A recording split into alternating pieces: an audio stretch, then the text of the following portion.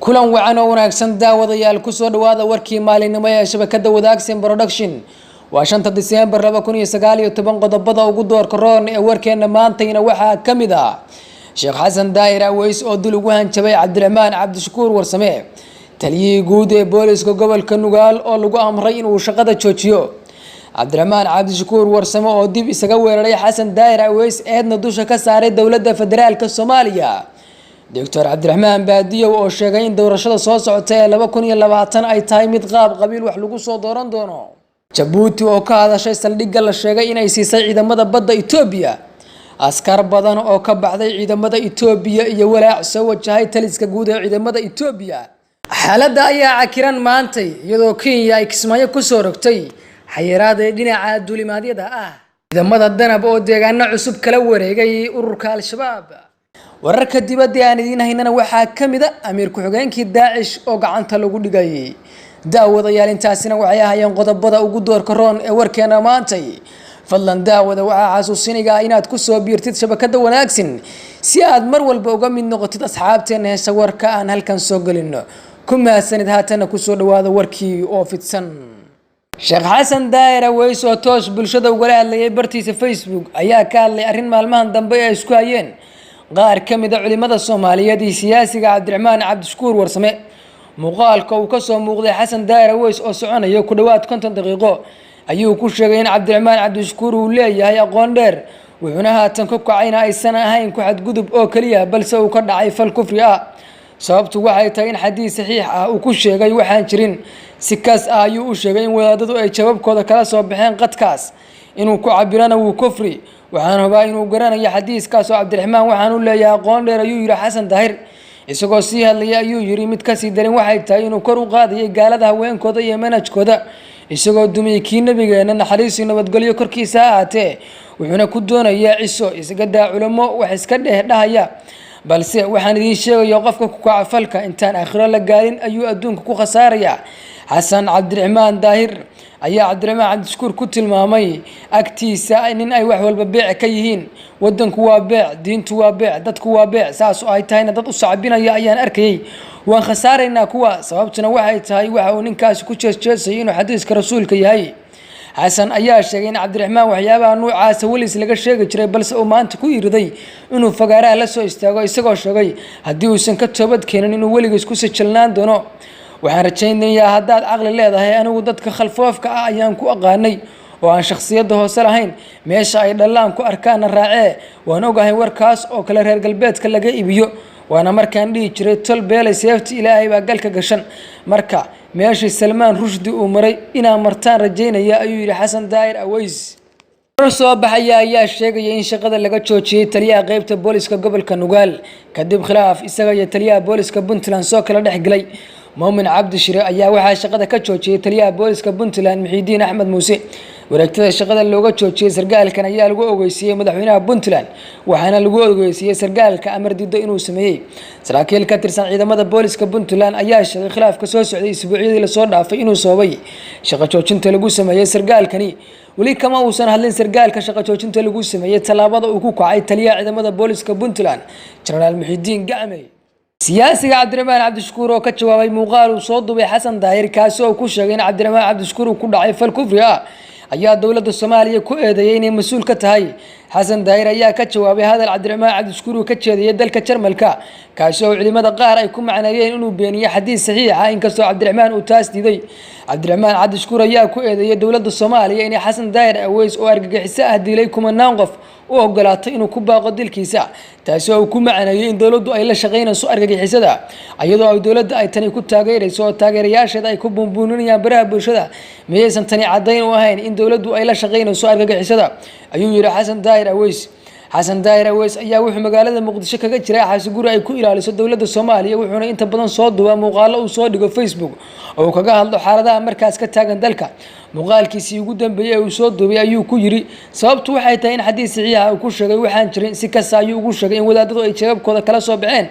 qadkaas inuu ku cabirana waa kufri waxaan hubaa inuu garanayo xadiiskaas oo Cabdiraxmaan waxaan u leeyahay aqoon dheer qoraal uu shalay soo dhigay Facebook oo kaga hadlay arintani muranka dhalisay wuxuu Cabdiraxmaan Cabdishakuur ku yiri anigu waxaan sheegay in culimada qaarkood ay dumarka si bareer ah u duudsiyaan xuquuqdooda iyo kaalintooda siyaasadeed iyagoo sheegay in aqligooda iyo diintooda ay yihiin kuwa dhiman oo naaqus ah waxaan kaloo sheegay in xaqiraad loo adeegsado xadiis been abuur oo faalsi ah oo ay culimadu jeebka kala soo baxaan anigu marna ma aanan soo qaadin xadiis gooni ah oo aan leeyahay xadiis hebel oo been ah sanadkiisu Dr. Cabdiraxmaan Cabdullaahi Baadiyo oo kamid ah aqoonyahanada Soomaaliyeed ayaa sheegay in ummadda Soomaaliyeed aysan wali gaarin halkii looga baahnaa 30 sano kadib wuxuuna carab dhabay in doorashada soo socota ee 2020 ay u dhici doonto qaab qabiil hadiiba ay wali taagan tahay nidaam qabiil oo aysan u diyaarsanayn doorasho qof iyo cod ah Baadiyo oo kamid ah xubnaha aadka ugu dhow xukuumadda Soomaaliya ayaa sheegay in uu kobcay aqliga dadka Soomaaliyeed ee ganacsiga isku tashiga iskaashiga iyo adkaysiga loona baahnaa in xilligan doorasho qof iyo cod ah la qaban qaabiyo dalkana ay ka dhacdo waxa kale oo muuqata in aqliga Soomaaliyeed uusan kobcin marka la dhisayo dawladda tusaale waxa ay ah in 20 sano lagu celcelinayo nidaam beeleed iyo xulitaan aan shaqayn waxaan gabi ahaanba meesha ka maqan xaqii muwaadinimo iyo usnaashiga xuquuqda iyo waajibaadka ayuu yiri Baadiyo waxa sidoo kale maqan hoggaansimida qaanuunka dhanka kalena waxa maqan in muwaadiniintu doontaan wakiiladooda iyo madaxdooda si xor oo xalaal ah saraynta sharciga iyo doorashada dadweyne ayaa wadada dawladnimada nasiib darro aqliga iyo dhaqanka siyaasiyiinta Soomaaliyeed wax badan iskama bedelin laga bilaabo 56 dhaqankaasi wuxuu soo dumiyay dawladda dhexe ee Soomaaliya Baadiyo ayaa ah la taliyaha sare ee ra'iisul wasaaraha ee arrimaha nabadeynta iyo dib u heshiisiinta wuxuuna kamid yahay siyaasiyiinta Soomaaliyeed sida aadka ugu ololeeyay inay dalka ka dhacdo doorasho qof iyo cod ah siyaasiyiinta iyo aqoonyahanada sheegay inaysan doorasho qof iyo cod ka dhici karin sanadka soo socda ayaa sheegay in haddii dawladdu ay daacad ka tahay qabasho doorashada noocaas ay ahayd inay ka shaqeyso 3 sano ee la soo dhaafay waxay rumaysan yahay in waxa hadda dawladda iyo xubnaha ku dhow arintaas ugu dhagan yihiin ay tahay xaqiiqda ah inaysan suurtagal ahayn balse ay doonayaan inay waqtiga ku lumiyaan si muddaxileedkooda loogu kordhiyo dawladda Djibouti ayaa markii ugu horeysay ka hadashay warbixino ay baahiyeen warbaahinta gudaha dalka Itoobiya oo lagu sheegay in ciidamada badda Itoobiya ee cusub ay salugooda noqon doono Djibouti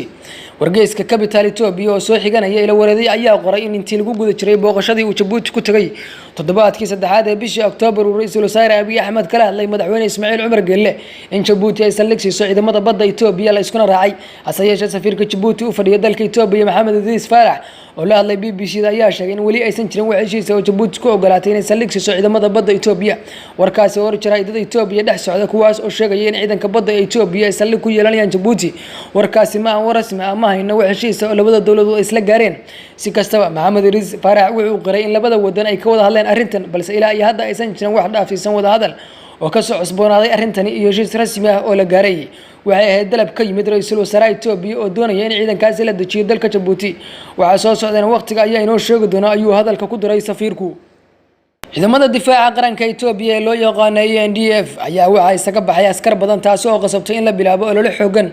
oo kuwa cusub lagu qorayo waxa sidaasna wariyay Indian Ocean Newsletter wargeyska ayaa sheegay in ciidamada ay askar qoris cusub aad u xooggan ka wadaan gobolada dalka iyadoo la qarameynayo maleeshiya deegaanka halka kuwa cusubna lagu dhex qorayo shacabka marka qofku isku qoro ciidanka qaranka wuxuu saxaa 7 sano oo adeeg ah taas oo markii ay dhamaatana la cusboonaysiin karo 7 kale ashayay la wareeday military ayaa sheegay in 2 sano ee u dambeysay aad u kordhayeen tirada askarta dooranaya inay cusboonaysiiyaan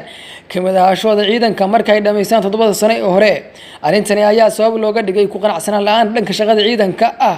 iyo shaqooyinka aan dawliga ah dalka oo wanaagsanaya kuna dhaqaale fiican ciidanka waxa sidoo kale qayb ka ah xiisada qowmiyadeed ee ka tagan dalka Itoobiya oo tan markii uu xilka qabtay Abiy Ahmed aad u xoogaystay siyaasi darteed si looga kasbado hoos u dhaca tirada ciidanka xilli laga cabsi qabo inay isku dhacaan Masar iyo Itoobiya oo ka dhaxeeya muranka webiga Niil ayaa saraakiisha NDF waxay bilaabeen olole ciidan qoris ah oo xooggan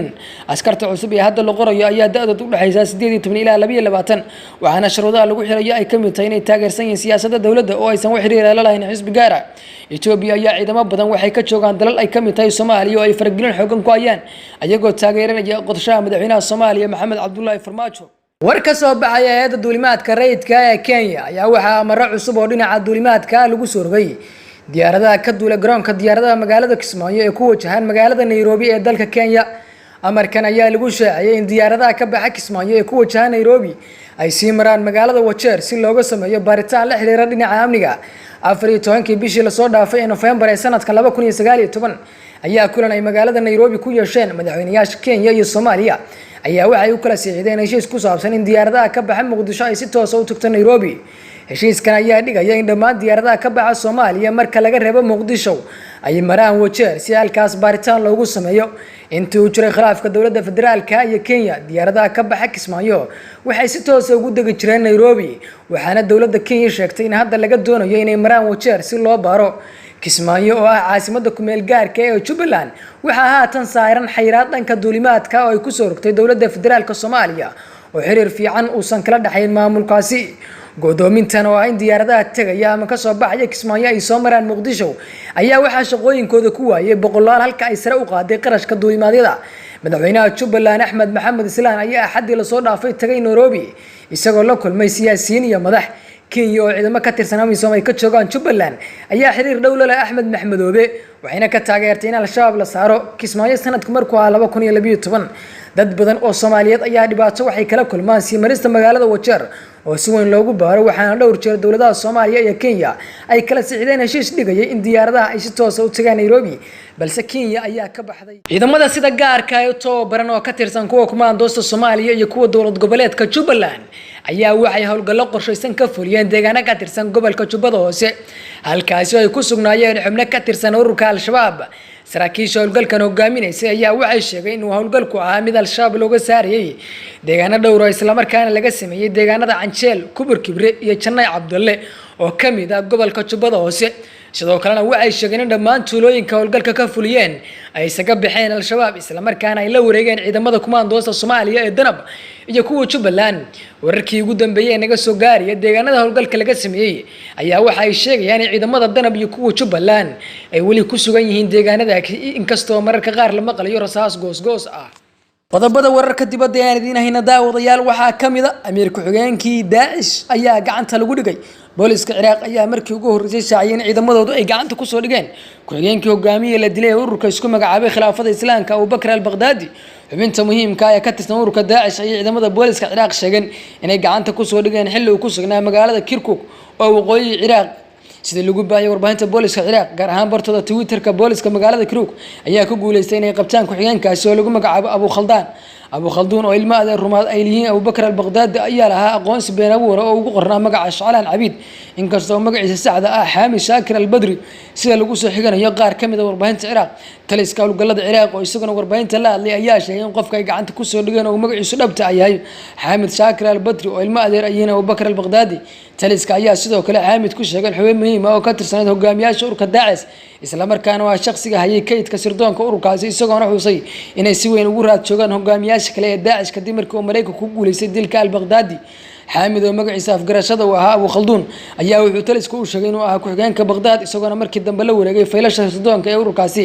kana mid ah hogaamiyaasha ugu muhiimsan ururka Daesh. waxaa muddooyinka u dambeeyay sare u sii kacaya beecsiga lagu hayo hogaamiyaasha sare ee ururka Daesh oo isku magacaabay khilaafada Islaamka kadib markii madaxweynaha Mareykanku uu si rasmi ah u shaaciyay dilka hogaamiyahoodii Abu Bakr al-Baghdadi. daawadayaal intaasina waxay ahaayeen qodobada ugu doorka roon ee warkeena subaxnimo ee aan maanta idiin soo tabinanay annagoo isku duwan bahda warbaahinta Wadaagsan Production. waxay idin kaga tagaynaa sidaas iyo nabadgelyo.